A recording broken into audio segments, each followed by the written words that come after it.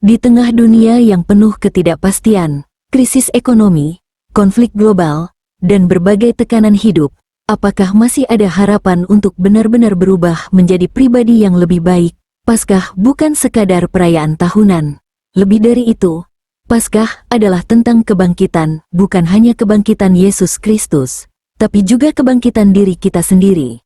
Dalam refleksi mendalamnya, John Palinggi mengajak kita untuk meninggalkan manusia lama, segala sifat negatif, pesimisme, dan kebiasaan buruk, dan bangkit menjadi manusia baru yang penuh kasih, harapan, dan membawa sukacita bagi sesama. Lalu, seperti apa sebenarnya makna Paskah di tengah krisis dunia saat ini, dan bagaimana kita bisa benar-benar mengalami perubahan itu dalam kehidupan sehari-hari? Simak selengkapnya di video ini.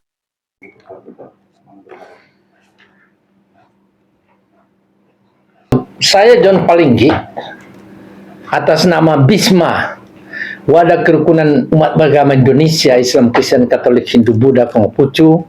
Saya Ketua Harian, menyampaikan kepada seluruh umat Kristiani yang beragama Kristen dan beragama Katolik. Salam sejahtera, Shalom. Demi nama Bapa, Putra, dan Roh Kudus. Amin.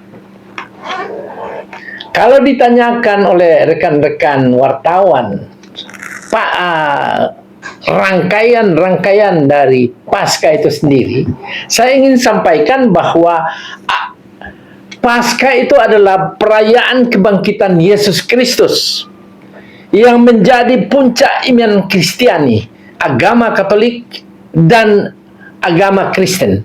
Itu puncak iman Kristiani, melambangkan kemenangan akan dosa, maut, dan ada pengharapan baru. Pengharapan baru artinya perubahan diri kita menjadi lebih baik.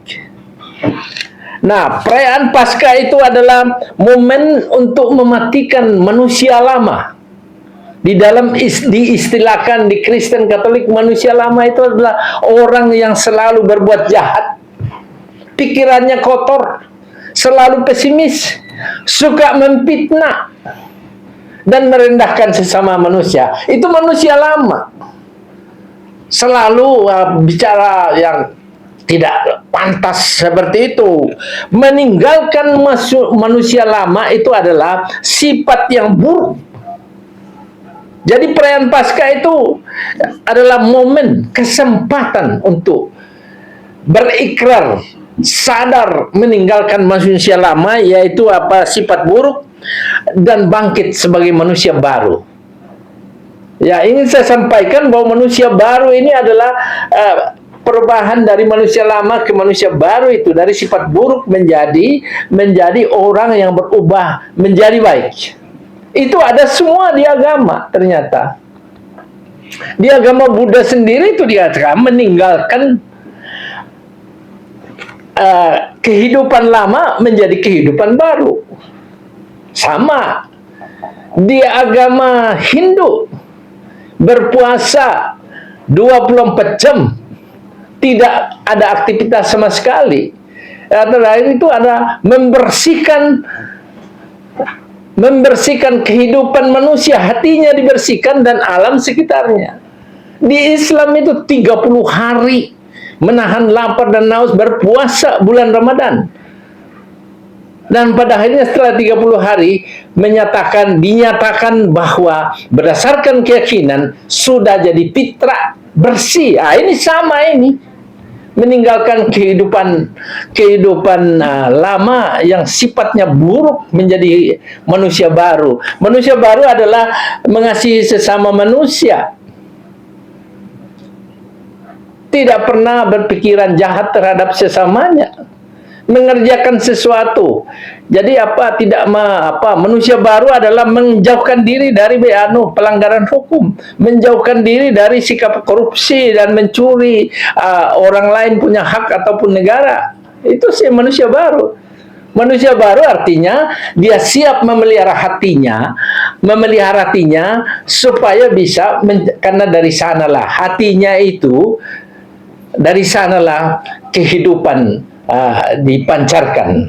Jadi kalau orang manusia baru itu bertemu orang itu pasti orang lain merasa bahagia. Kalau manusia lama ketemu orang mukanya aja sudah mau makan orang, ya jelas. Karena di dalamnya itu buruk, jahat. Nah itu. Jadi saudara-saudara, kalau ditanyakan apa pasca itu apa, ini dia ada kesempatan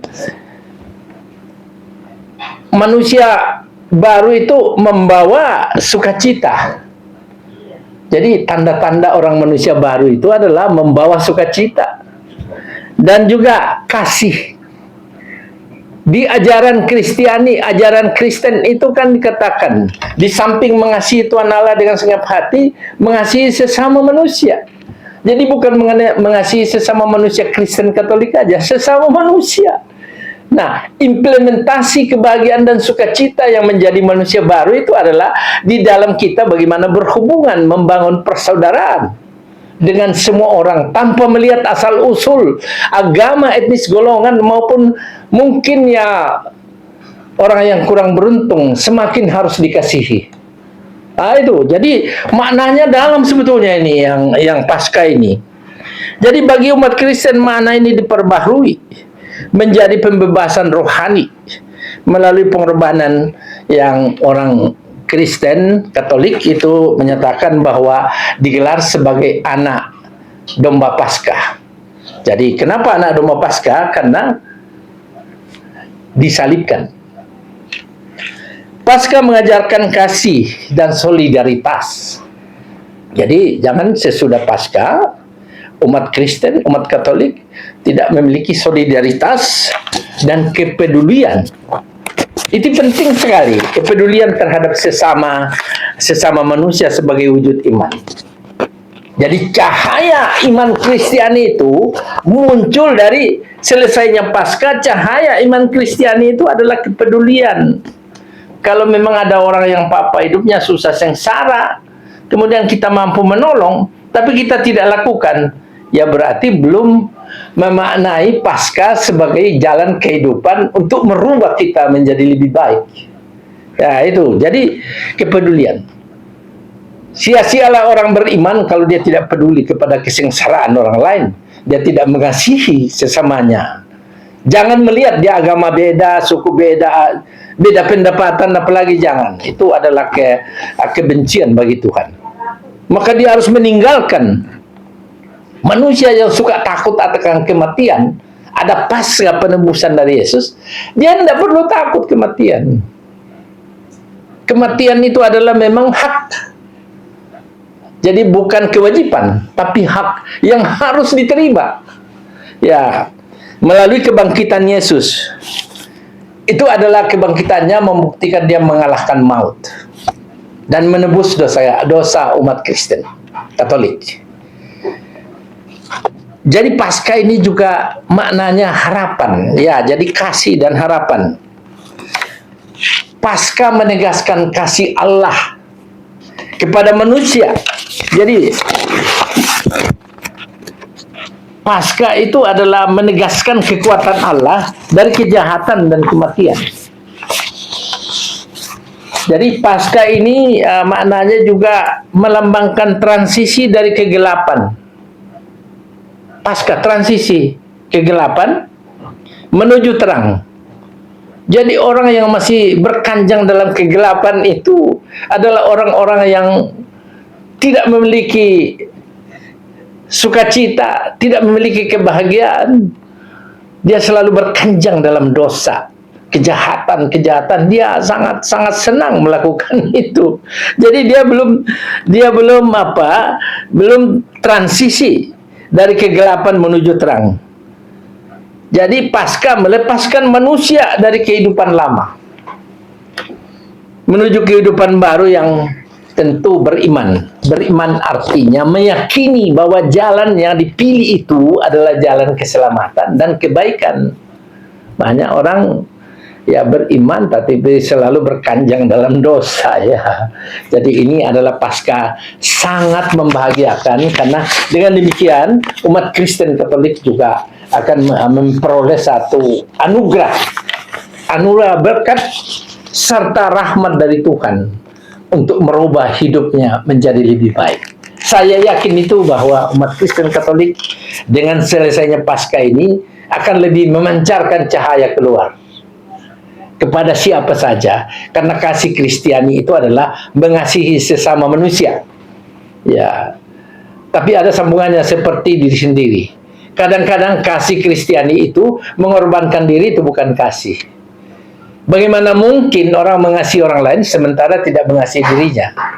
Artinya, kalau dia sakit, tidak mungkin merawat orang untuk sehat. Tidak punya uang, tidak mungkin teriak-teriak untuk membantu orang lain. Jadi dalam iman Kristiani itu harus betul-betul jangan hipokrit. Betul-betul dinyatakan melalui ketulusan hati, kebersihan hati, pemeliharaan hati. Yang lainnya adalah makna daripada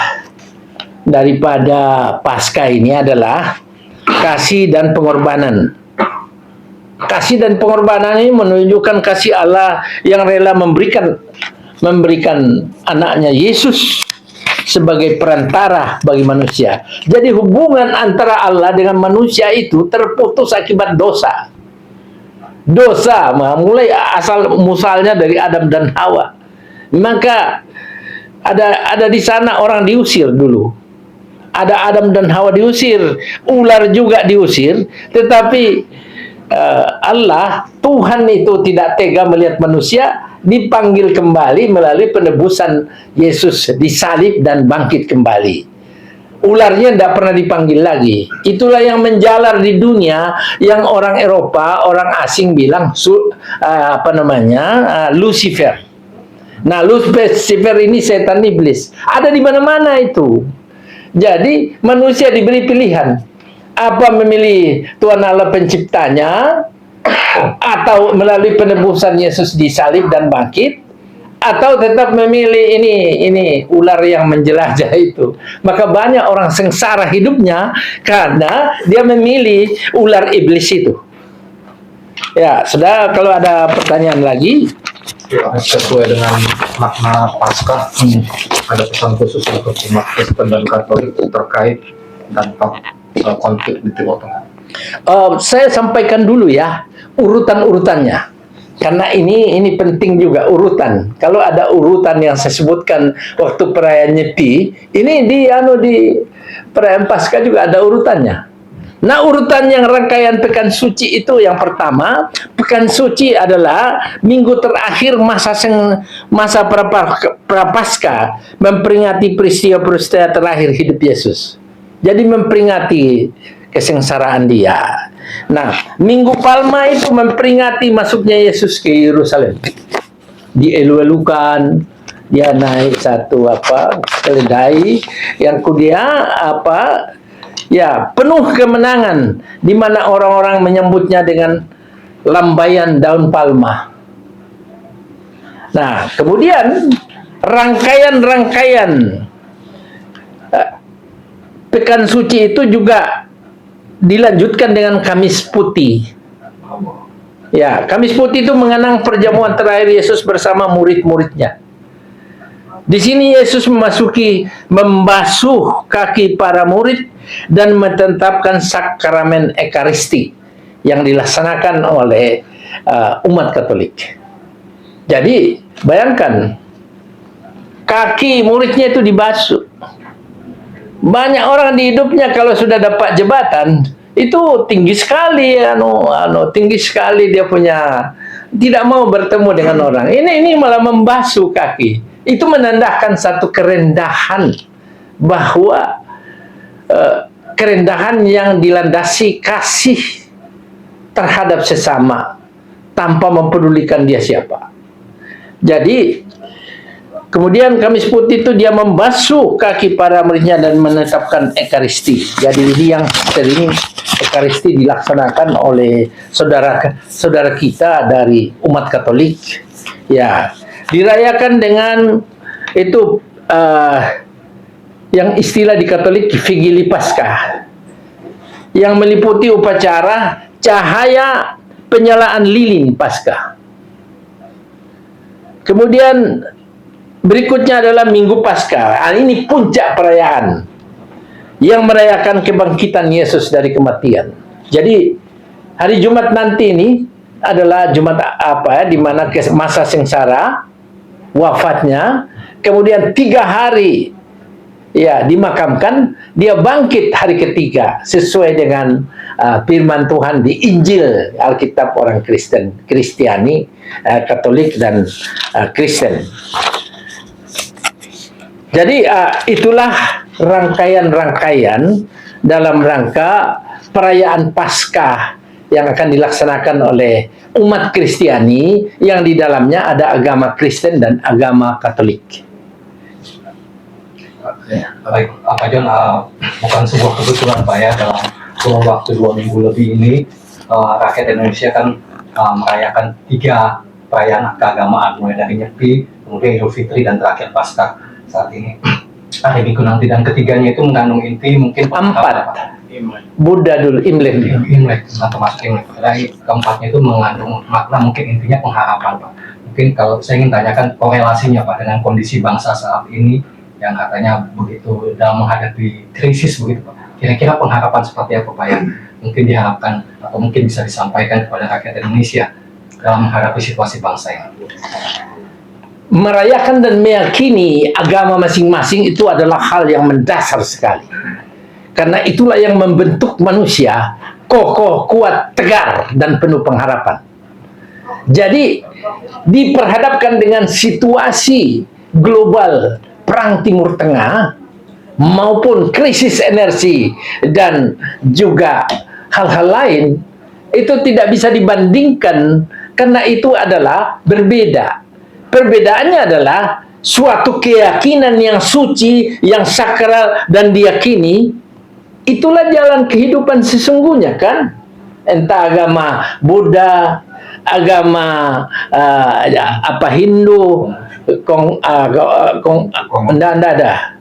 tidak termasuk Konghucu, agama Buddha, agama Hindu, agama Islam, dan sekarang mau Paskah. Itu diyakini. Jadi beda. Masalah kesulitan hidup atau ada peperangan itu lain masalahnya lagi. Kalau menurut saya, munculnya satu peperangan dan sampai mengakibatkan seluruh dunia mengalami resesi, mungkin akan seluruh dunia sudah muncul ini, dan kita di sini belum juga, ya mungkin tidak tahu bagaimana ke depan. Menurut saya harus dipandang secara positif. Karena resesi ataupun tekanan hidup bagi manusia jangan dilihat sebagai hal yang sangat negatif dan kita tidak suka yang barang ini. Suka tidak suka, hidup manusia selalu diiringi dengan kepahitan, kebahagiaan, kesengsaraan, dan kebahagiaan. Hidup manusia mulai dari lahir sampai mati itu akan diiringi dengan hal yang disenangi dan tidak disenangi. Yang tidak disenangi peperangan sehingga mengakibatkan kita, ya katakanlah kita ini resesi. Ya resesi itu baik kok. Kalau kita pandang sebagai suatu ancaman, ya kita bukan sebagai manusia yang percaya kepada Tuhan, percaya kepada Allah, percaya kepada Sang Hyang Widi Wasa, percaya kepada Buddha. Kita harus melihat bahwa resesi ini, bersyukur kepada Tuhan ada resesi, maka dengan resesi itu akan muncul orang-orang yang mampu bertahan dalam resesi, karena modalnya adalah selalu memelihara hati, tidak menghina orang lain, kemudian tidak mencuri, tidak melakukan pelanggaran hukum. Nah, orang-orang ini akan lolos. Ini kan filter kehidupannya begitu, akan lolos dia.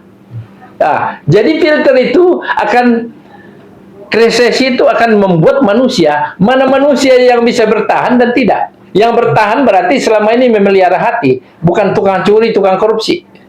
Ya, yang langsung putus asa, inilah orang yang tidak bertuhan. Jadi jangan pandang resesi itu suatu ancaman. Menurut saya akan memfilter manusia, baik secara rumah tangga juga akan terfilter. Apakah dengan resesi rumah tangga itu masih utuh atau tidak? Kalau menurut saya rumah tangga harus lebih utuh, lebih dalam, dan lebih saling memperhatikan. Mungkin selama ini suami istri giat aja yang nggak karuan, sekarang pasti resesi, pasti kembali ke rumah. Ya kan? Nah, dalam negara mungkin selama ini kita bertarung, saling bertarung. Ya, orang-orang yang muncul di televisi mungkin ada kepentingannya dapat uang dari Amerika, dapat uang dari Israel atau dapat uang dari Iran, dia lagi mencaci maki. Nanti ada sadar kok. Sadar sendiri. Resesi itu menciptakan manusia menjadi lebih baik. Ingat, menciptakan manusia menjadi lebih baik.